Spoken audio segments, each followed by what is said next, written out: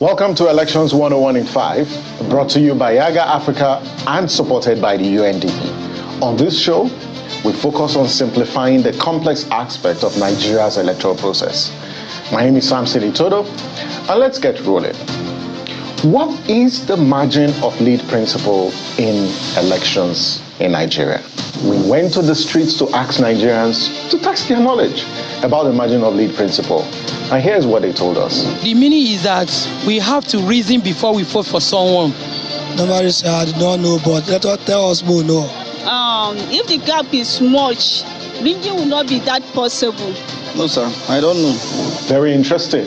I don't blame people when they provide wrong answers because the electoral process is quite complex, and this is why we simplify the electoral process on this show. Now, the margin of lead is a difference between the votes scored by the winning candidate and the second place candidate.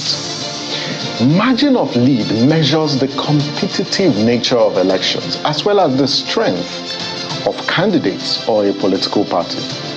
So for an election to be conclusive, the margin of lead between the two leading candidates in an election must not be less than the total number of voters who have collected their PVCs in polling units where elections are postponed, voided, or where elections did not hold.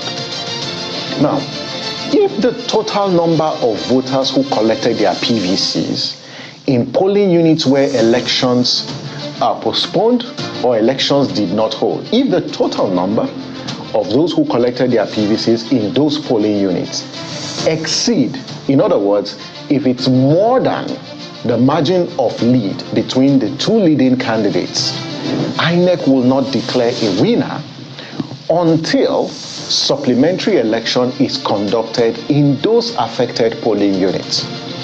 This is the margin of lead principle. And the reason is simple.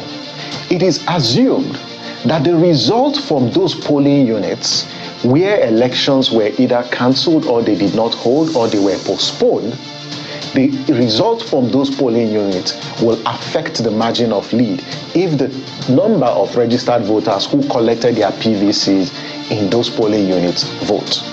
So, for instance, if candidate A is leading candidate B with 100 votes, in other words, if the difference between candidate A and B is 100 votes, an election was postponed and cancelled or elections did not hold in 5 polling units with a total of 150 voters who collected their PVCs, then the margin of lead principle will apply, as no winner shall be announced until a supplementary election is held in those polling units. In other words, 150 is above the 100, which is the difference between the two leading candidates.